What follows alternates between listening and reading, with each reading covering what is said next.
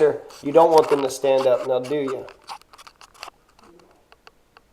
If you're a fascist oppressor, if you're a slave driver, you want them to get out in the field and just do your tobacco.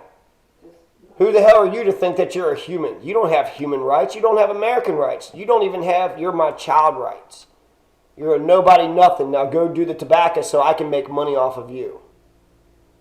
But wait a second. What if I shut up? Don't you backtalk me. I don't even get free speech. No!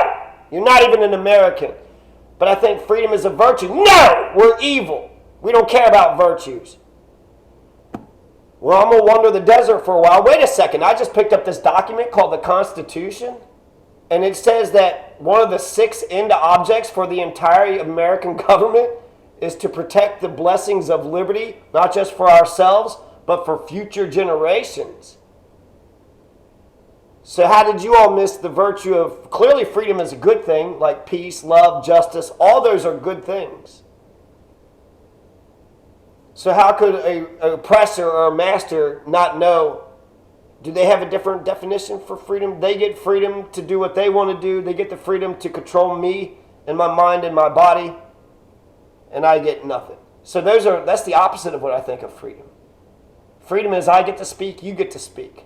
But if some people think freedom is I get to control you and manipulate you while I do as the fuck as I please, ooh, that's not freedom, that's power. That's not freedom. That's the opposite of freedom. I get power over you. And maybe Cicero once says that freedom is participation in power. So maybe you could feel like you get some sort of liberation. But I feel like if you got to step on somebody's neck to force them to do your bidding, that forces your boot to always stay on their neck. Don't you want to walk up a mountain one day? Don't you want to do your own damn thing?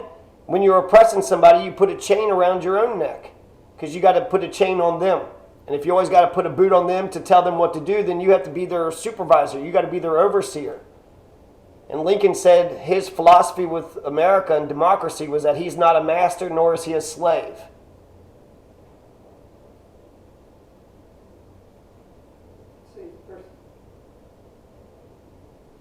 He's not the oppressor nor the oppressed. So yeah, I guess he's a person, but the whole idea is a slave, and if you had to choose one or the other, then I guess who wants to be the victim? So you'd have to be the oppressor, but I'm saying that the oppressor is enslaved to the slave. You got to hold the whip. You got to tell them what to do. You got to be the bad guy. You got to be mean. You got to be shitty. You got to be terrible, and you got to keep being terrible and keep being cruelty. You can't hold a person down unless you use cruelty and violence. So that if you're a good person, or if you thought you were a good person, that might bug you. That you're now a cruel and violent piece of shit. Because you want to hold someone else down. Can you relate to any of this? Didn't you have a Confederate flag on your damn floor? Wasn't your daddy just the damn greatest? Even if he was a drunken bastard who beat up mom and brother and sister and everybody and pushed Tony out to die. Is life grand? Are you all right? You never felt the longings for freedom because you've never been held underwater for decades? Were you allowed to breathe? Would I drown? You've been allowed to swim the whole time. And then while you're swimming, you're watching other people drown and not blinking. They say that you can't swim last. I think we're talking about two different things. What happened to this conversation? You got a lot of talking. I have a lot going on in my mind. I got to figure it out because let's get to the crux of the whole situation. So where was my mistake in the 43 years on this planet? The first 20 years, I wasn't strong enough. I didn't have enough knowledge to say no to my oppressors. I fell in love with the law because ultimately, even if I couldn't convince you, or the parents, or the masters, or the oppressors, my opponents, however you want to put it, even if I couldn't convince them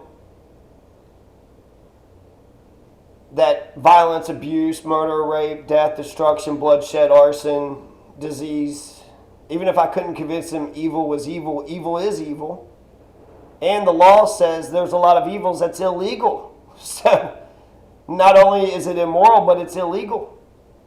So I fell in love with the law because imagine if the law was fair. What if the law not only punished people, but protected people?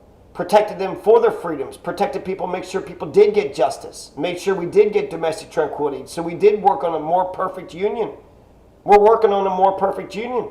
There's 6 goals for the American government.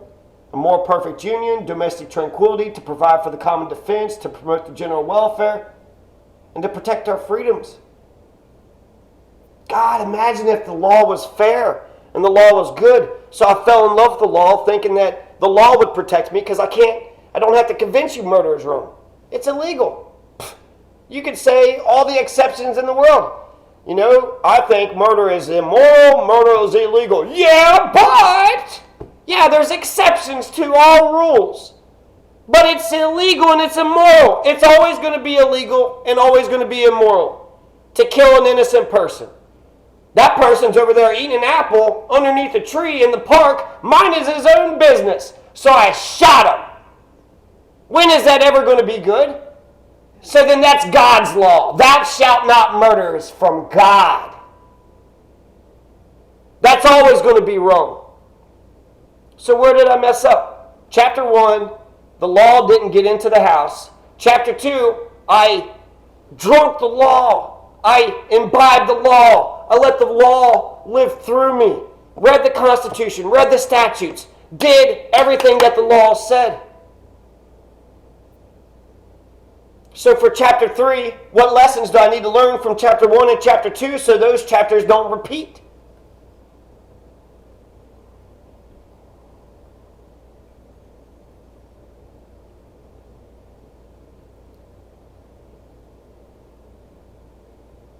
You are fighting.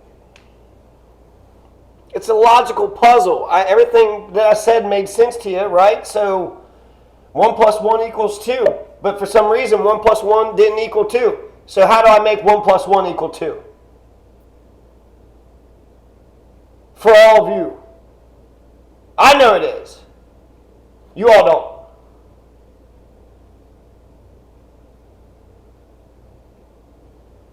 I think only a person can control themselves, but you can show them. That doesn't make any sense. So for chapter 1, you have to enforce your own law because you were controlling me. And so since parents were controlling others, teachers were controlling me, my bosses were controlling me, my coaches were controlling me, cops, governors, it all felt like anybody that was in a place of authority because I had 2 boots on my head.